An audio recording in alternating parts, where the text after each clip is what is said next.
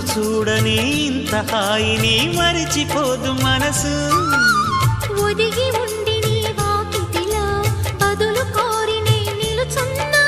దారి తెలియని చీకటిలో వెలుగు చూసి కాదంటానా. ఊరించి ఇది ఏ మాసం?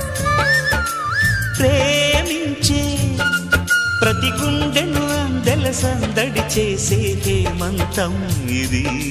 మన సొంతం అయినది. కిలకిల నవ్వే కోయిల కోసం వచ్చింది మధుమాసం. మిలమి